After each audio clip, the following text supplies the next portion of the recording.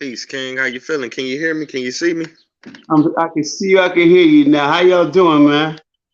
Man, all is well, man. I want to thank you, man. It's truly an honor, man. I done grew up on your music, man. Y'all done made so many hits. I just want Thank to you, sir. come on the show.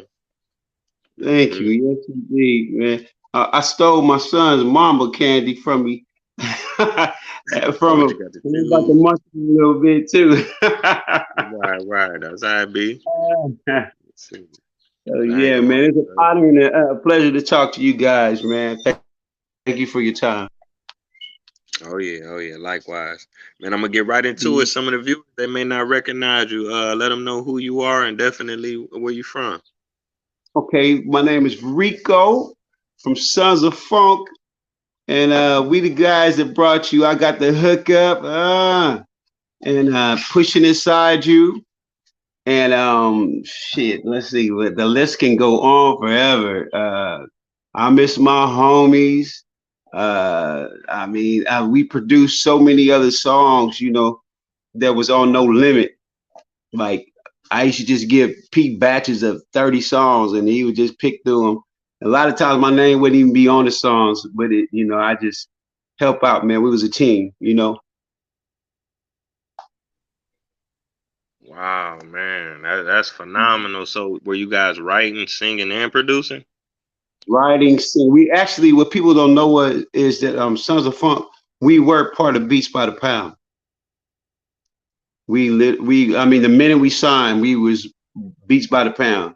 You know, 'Cause, when we first signed, the day we came to Louisiana, I met Moby Dick, and he was like, "Hey, hold up, y'all play right?" And I was like, "Yeah, we play right the whole wop." You're like, "Shit, y'all beats, y'all members of Beats by the Pound," and it happened just like that. Yeah. Wow, So wow, that's cool. amazing, man. I mean, Beats by the Pound made some of the greatest beats in world history. So you a legend in three different departments. Not a lot of people can say that. You know what I'm saying? Indeed, man. We actually were in the Guinness Book of World Records for the most records sold by independently black-owned record company. Wow, So that's yeah, phenomenal. Wow, big shout yeah, outs to that Beats was by the Pound. That was the backbone of the tank. Now you from Cali, right? I'm from Richmond, California, man. That's where I met Master P at a barbershop called Mark's Barbershop. And my homeboy Alamo, he used to cut hair. Every day I would go, after I get off work or whatever, if I had some free time, I'd go and hang out at the barbershop like what the homies do, laugh and joke and, just hang out. And so I came in this one day. It was kind of actually, it might have been around like 9 or 10 o'clock in the morning. And um, I look on his mantle. He got this picture of these tall ass dudes with these gold teeth. So I asked my boy, I said, "Say, bro, when basketball players start having goals in their mouth?" And he's like, "Man, that ain't no basketball. That's Master P. They from the Calio, from New Orleans, and they rap." Man, about 5, 10 minutes later, him, C, Silk, Serve, Big Ed, um, it was a few other cats all walked in. And like I said, what people don't know is Master P really could be a comedian, man. The minute he walked in, he was driving everybody. And so he had just happened to catch my show. I was in another group at the time, and he had caught our show in Sacramento at the Black Family Day. And we had them going crazy. That was our specialty. We had the girls going nuts. And then he was like, "Hey man, listen." So he after he finished driving all the barbers or whatever, he came sat by me, say, "Bro, you sing, right?" I was like, "Yeah, man, you rap." He said, "Yeah." He said, "Man, listen, if ever I make it, I'll help you. And if ever you make it, will you help me?" I was like, "Man, hell yeah, man." I was broken and glass on the concrete. I had nothing to lose. You feel me? So, so I kept seeing P around Richmond, man, and uh, then come to find out we lived in the same apartment complex. Then he had a duck off by my partner's sister house. And then Sonia C lived right across the hall from my best friend Eric's girlfriend. So it was like I would see P all day. The minute I got out of work, I knew I was gonna see P. If I was just hanging out, I was gonna see P. So he was doing his thing. Then he started No Limit Records, the actual record when he sold records. Now he wasn't no record company. And then finally, he did his thing and he got this deal. We keep in mind we from Cali, right? So we had not known how big P had actually got. This dude was bigger than Michael Jackson. You feel me? And um, so we had went to L.A. Long story short, man, I seen P. I gave him Pushing Inside You, man, and about man took him all but 2 seconds. He gave us a record deal, $100,000, and I ain't never looked back, man. I was like, what? And then so as soon as we finished the album, um, he had the limo come get us, and then we went down to the back to the record company Priority. And he was like, well, what kind of cars y'all want? I was like, shit, we want bubble eye business, bruh. Let's go. He said, all right, I'm gonna take y'all to the Beverly Hills Benz shop and get y'all all brand new Benzes. But y'all can't go back home to Richmond. One of our members, man, as soon as we signed with No Limit, he just got the wilding. His name was Rick. Rest his soul. So with all that money, man, people get envious and jealous. And Rick was I don't know, he had a bipolar situation going on like Tupac. One minute he was a saint, next minute he was straight devil. So he was doing a lot of weird stuff, like not so much weird, but he was pimping and had a bunch of women pregnant and about 5 different women pregnant. And he was he was overboard, right? And so he got into a confrontation with some guys from Richmond, and they took his life, and so but what we did, people was like, look, y'all can't go back to Richmond. You can never move back to Richmond. If you do, y'all gonna meet your demise the way your boy did, because this is too much for people out there. The only people gonna understand y'all is people right here in Beverly Hills, Sherman Oaks or whatever. But you can't go back there. And so he was right, man. So so soon as we finished the album, we all bought brand new Benzes. We got brand new houses. And keep in mind, P was not like Suge Knight or Puffy, whatever. All this was in our names. You know what I'm saying? He was like, you your own man. I don't need to babysit your house.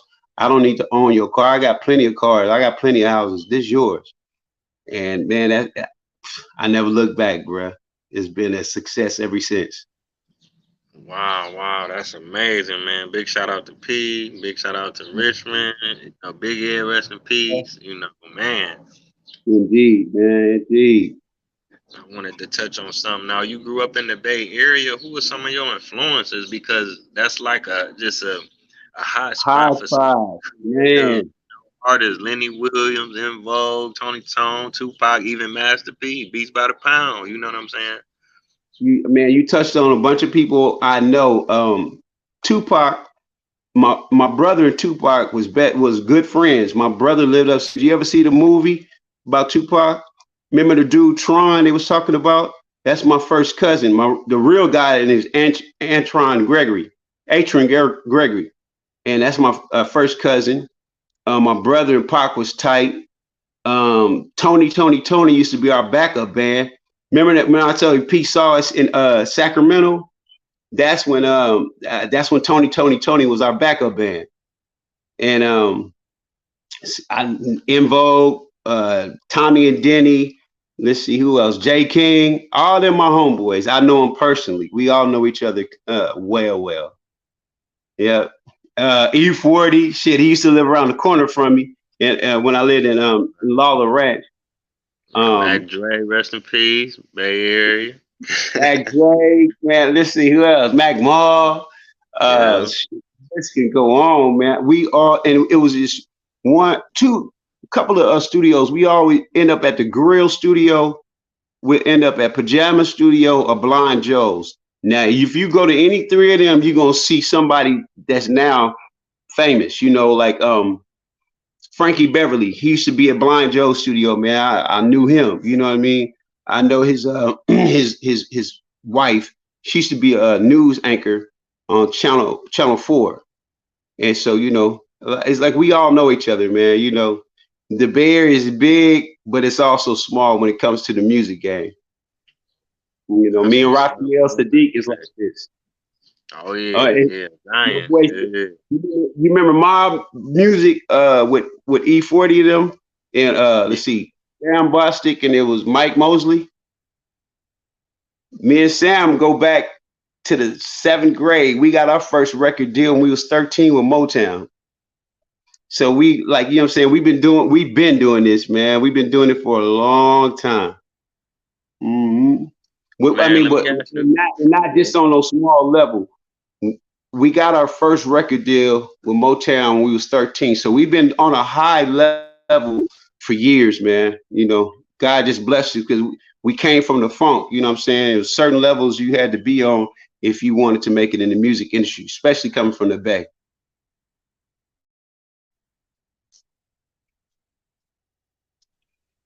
Wow, man, I wanted to ask you about that. You said you connected with Motown Records. That's like the epitome of black music. What was that experience like? Especially as you said 13? Yeah, man. Let me tell you about that show. uh, what's it? What's it? Anthony Carmel. Okay, so I was 13 years old. The very first song I ever recorded, okay, I ever recorded, it was a Friday. We recorded in Berkeley, right? I lived in Richmond, so we caught the BART back home, get off, I wake up in the morning, I look out my window, it's this dude playing the guitar, right?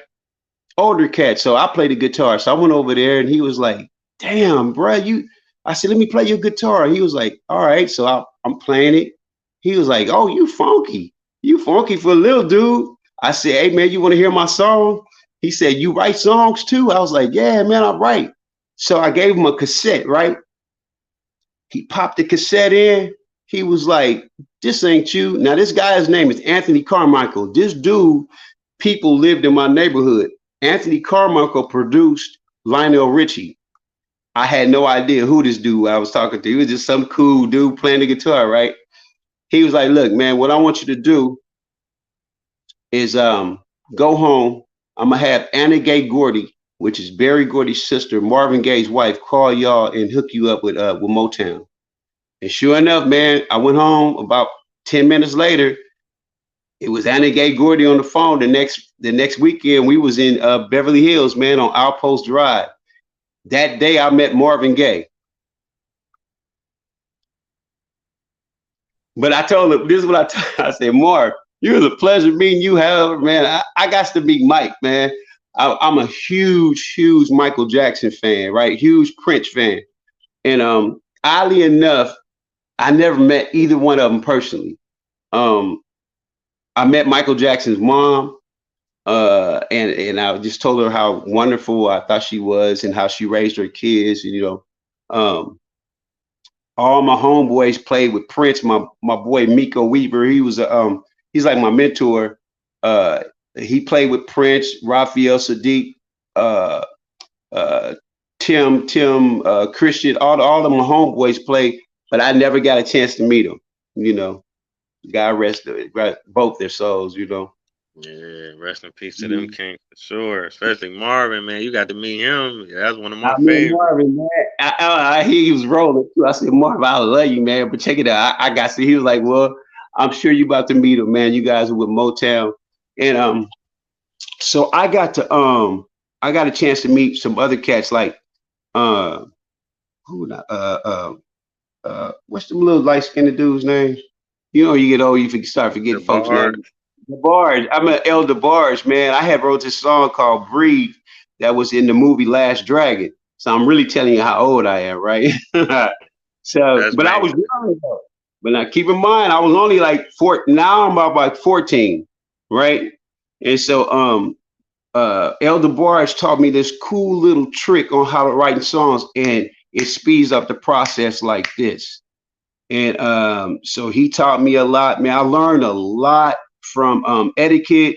all that wonderful stuff like grooming your artists and stuff. That's Motown was still into that, and so I went through that whole little training process, you know. And I give that to the guys in my group now. Well, like my son is the lead singer of Sons of Funk. I got another youngster, Troy, he's with us, and then another original member, Josh Chu, he's still with us. So man, so oh, we getting down like Bobby Brown and Chris Brown. Wow, Mhm. that's phenomenal, man. Have you ever thought about like writing a book or something? Because not too many people say they could be with No Limit and Motown. That's a combination. You know what I'm saying? Yeah, man. What? Hey, that I thought about that. I was like, and just what you just said, I was like, I was with the biggest black record companies to ever exist. I was with both of them. You know what I mean? And I met Barry Gordy. I know Master P personally. You know what I mean? And and I learned a lot. And believe it or not, man, P has some little cool writing tricks too. I'm gonna tell you a trick a lot of people don't know he do. So P will write his rap, right? And for some odd reason, he would always write his second verse better than his first verse. So he would take the second verse and scratch the first verse and use the second one for the first. And then he'll come with something better than that one. Then he knew he had a hit record. That's how he did About It. That's Yes, what's up. indeed. That's what's up. That's raw though. That's raw because you got more feel for the beat. You know what I'm saying? That makes sense. Wow. Mhm. Right, right. Indeed, Hey, man. hey, And so I man, wanted to ask, go go ahead. ahead. No, no, go ahead. Oh, okay. No, I wanted to ask you about making that transition, going from Cali to going to New Orleans and connecting with, the No Limit family. I wanted to ask you about working with certain artists. Mac just came home. Welcome home, Mac. Did you get a chance to record with Mac? Before he went in, man, we did some stuff with Mac. He's a beautiful person, man. I want any and everybody who's watching this or who happens to watch this, Mac wouldn't hurt a fly. When I tell you that was a setup, and the only person they wanted to put in jail was P, because the only reason why I could move to the South and be comfortable is because I had already made a lot of money with Pete, and I didn't have to work with certain individuals who didn't like me because of the color of my skin. It is real. I don't care how much money you got; they still see you as that. You know what I mean? Um, uh, Mac never fired his gun. They didn't have any gun residue. He didn't do anything, but they made an example out of him. And they told him that's what they was finna do. We finna make a Xana. You finna lose your dang your whole life behind bars for something you never even did. Honestly, C never did it either. But what happened with C is he knows who did it, but he stuck to some kind of code. I don't know. I don't know, man. But now his whole life is still behind bars. But C knows exactly who did it, and but he won't say anything. And the person that I think who did it has expired. And C still hasn't said anything. Hmm. Okay. So if y'all can put Man, that, free yeah, C put that though. C still working together. on it. He gonna make it back. Yeah, I can't wait for you to come home, man. And he's a wonderful, wonderful guy too, man. Honestly, P and C are the same people, man. They act just alike. They think just alike. It's just that P dropped his rough edge and became a businessman, and C still kind of adopted it, which I don't know why he did because he was a multimillionaire, you know. So, but some people can't let certain things go, which I would wish he would have. Now we're older. It's like, oh God, I could have stayed away from that. Which P, you will never see Master P in a party. You'll never see him hanging out like on the street corner. You won't see Master P doing nothing out of the ordinary. He'd be at home with his kids, training his kids, sons, basketball, or helping his daughters out or whatever. And God rest his daughter who just passed away. Um, Caesar P is a real strong family man and a very strong businessman. And and that was just always who he was. Yeah, most definitely. Condolences to the Miller family, man. Keep your Mhm. head up. Right. Um, I wanted to ask you. Now I didn't notice before you said something. You said you was y'all was singing on "Miss My Homies." Was you there for the studio session? Did you get to record and hang out with Pimp C or no? Yeah, I was right there, man. I talked to Pimp C. He was a very nice guy, man. Pimp C was kind of quiet though, very quiet. And we had talk, you know what I'm saying. But for the most part, he just laid back, quiet. I don't know if he was high on weed. I don't smoke weed really, you know. So and them cats they was sipping and and weed. So he might have been whatever. But he was a very nice guy, man. And from when we did I Miss My Homies is right around the time my boy had got killed, right? That was in our group. And as soon as we finished recording, P told me, yo, bro, like come to my room. I need to hear what y'all been working on. So I gave him the CD, and the very first song was I got the hookup. Holla if you hear me. He was like, oh, bro, you didn't did it again. You didn't got another one. So that was the first single on about I'm about it. What was it? I got the hookup movie, and man, we never looked back after that. Man, it was just success after success after that. Right, y'all had them hits, man. Cause I know I got hip to y'all on that the I'm About It movie when the pushing Yeah, inside of you, and then you say I got the hookup. Y'all was killing them soundtracks, man. The we title was thing. hurting them. We was hurting Mhm. them soundtracks. Yes, indeed. We got a stellar album now, man. It's called Heat 3000, and y'all go check that out. I'm telling you, man. Every song back to back is smoking. We got another about like 8 albums in the can right now. That each album is better than the next one. Now, where can they check out the new joints at? Is they available? If you're cheap and you ain't got no money, which I understand, shit, because I've been broke too. Go right to YouTube, pull up Sons of Funk Heat HEAT 3000, and let your ears be delighted. I mean, it's real good R&B, but it's new now. It's like a hybrid because my son he's kind of more on Chris Brown. He has that cadence going on, and then I bring the real strong hooks, man, and the strong production is over with. We killing them, and Okay, we yeah, I'm just gonna did have to a check that out for sure, for sure. go check out our first show back too was in Miami, and you can go on I think it says Sons of Funk Florida show. You can go on YouTube and check that out, and you can see how we getting down, man. We heard them, and we in that show it has been even been updated, and that was just the other day. Yeah. Okay, okay. Let me something I wanted to ask you about one more artist right quick. No Limit. Oh, you Did you want ever to did you ever get a chance to work with Slim? Oh, I knew you was gonna ask me. Man, Slim was he was a trip. Very first day I met Slim, we was in Los Angeles. I looked at him, I said, say boy, you a star. He busted out laughing. Yeah, so I got to work with Slim, recorded some stuff with him, man. Let me tell you a story about Slim. So Slim played basketball too, because Slim was about pea height, right? They're like 6'5", 6'6", whatever.